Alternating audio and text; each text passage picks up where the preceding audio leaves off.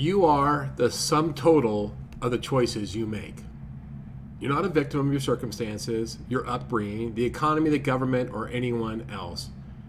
Instead, all personal power comes from within. Now, what am I talking about? You may have guessed. This week's book review is Dr. Wayne Dyer's How to Be a No-Limit Person. And Dave Savage recommended this book to me. Dave and I talk frequently. We've become good friends. We oftentimes talk about books. We swap recommendations. And he mentioned that his son, Jack, had read this book and really liked it, which caused, Dave to reread this book.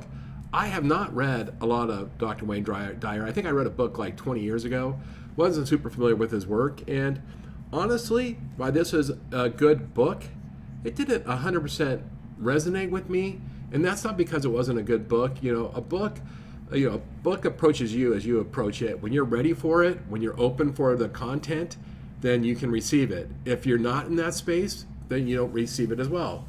But and one of the things about this book is really interesting. I don't believe there's actually a real hardcover book from this book. The book was released in 1980. I think it's been an audio program its entire existence,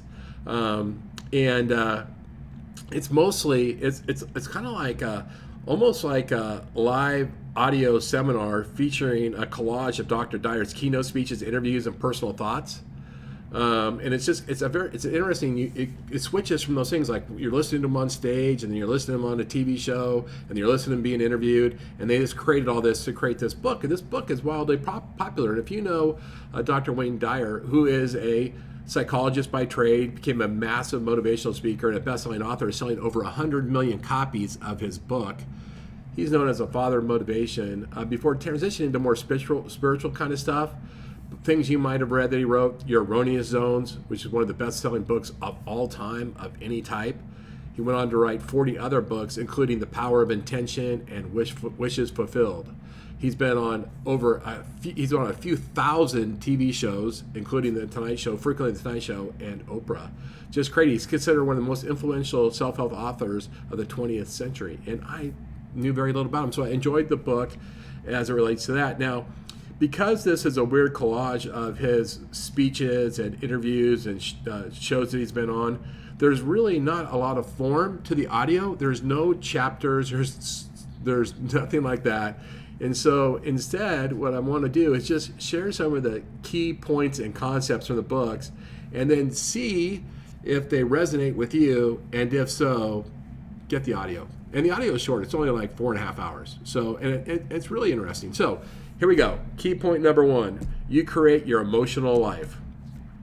External events around you cannot make you angry, depressed, stressed, or fearful. Only your interpretation and internal processing create those emotional reactions. The first person to becoming a no-limit person is recognizing your own feelings. There's no stress in the world. There's only people thinking stressful thoughts, right? So there you go. And so, by the way, just knowing a no-limit person is a person that realizes all personal power comes from within. The no-limit person knows that they have all the power over the outcome of their life and their viewpoint of their life. Responsibility, by the way, it's kind of an interesting plain word. Responsibility means response ability. And what that means is responsibility is the ability to respond with ability, not disability. No-limit people respond creatively and positively, not reactively or destructively. And so a practical example of that in his book was people that complain about traffic or flight delays. They have no control about that. The only thing they control is how they react to it, right? And a no-limit person reacts with positivity. They find something positive or useful out of that, that experience. Which gets us to the next theme. You are not a victim. Life is filled with problems, illness, delay, setbacks, disappointments, but your attitude toward problems defines your experience. Neurotic people, he uses that word neurotic people hundreds of times through the recording. And the book is really about how not to be neurotic. And one of his arguments is, his profession as well as society should spend a lot more time how to create functional people that are not neurotic, because most of how society functions creates neurosis and neurotic people. But neurotic people blame others and expect life to be different. No-limit people adapt to take ownership of how they experience reality, right? And so the next key concept is approval seeking is a trap. Wanting approval is natural, needing approval is immobilizing. And here's the paradox: those who seek approval least often get it the most. No limit people live by internal standards, not by external validation. The next key, there's only a few more. Next key concept is deficiency motivation versus growth motivation. We've all had this next one. Deficiency motivation is constantly trying to fix what you think is wrong with you.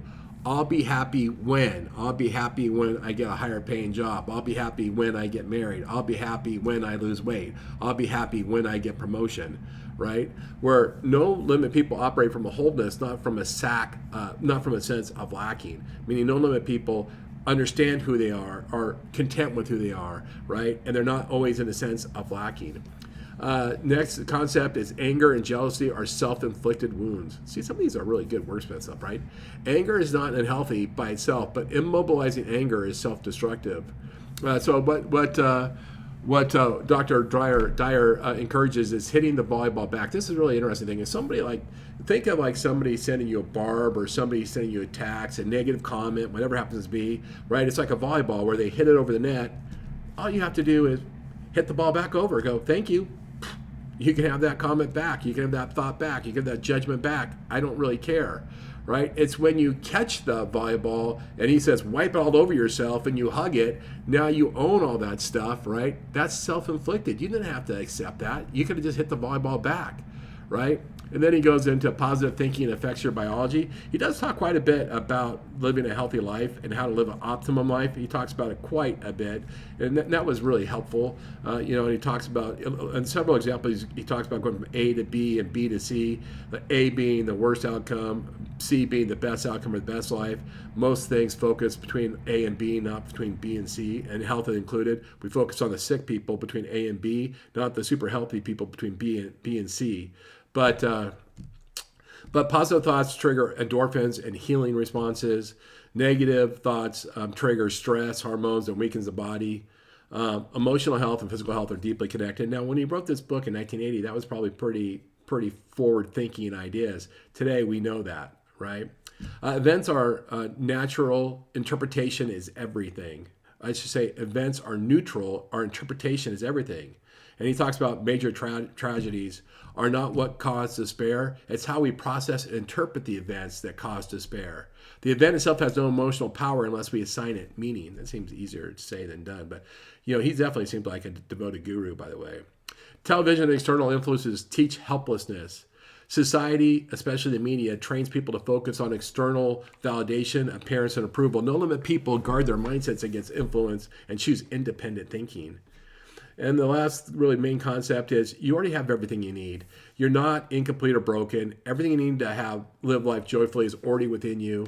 Dr. Dyer emphasizes success is an inner process, not an external reward. If you don't appreciate what you already have, you won't appreciate more. Some of the notable quotes, and then we'll wrap this up. You are the sum total of the choices you make. The second one, nothing outside of you can make you happy, depressed, or fearful. It's how you think about it. Third one, when you need approval, you immobilize yourself. Fourth, healing endorphins come from positive thoughts. The next one, there are no stressful events, only stressful thoughts. And finally, success is not something you get, it's something that you bring to what you do. There you go. So the call to action in this book is you are fully responsible for your own emotional life and success. And taking that full responsibility is how to become a no-limit person. Dave Savage, I appreciate you referring this book to me. I got a lot out of it, even though I wasn't in a space where I really wanted to receive it. But I hope maybe you got something out of it. I appreciate you guys giving me the time. Check me out on my socials, my videos, my posts. I hope you're having a great day. I look forward to talking.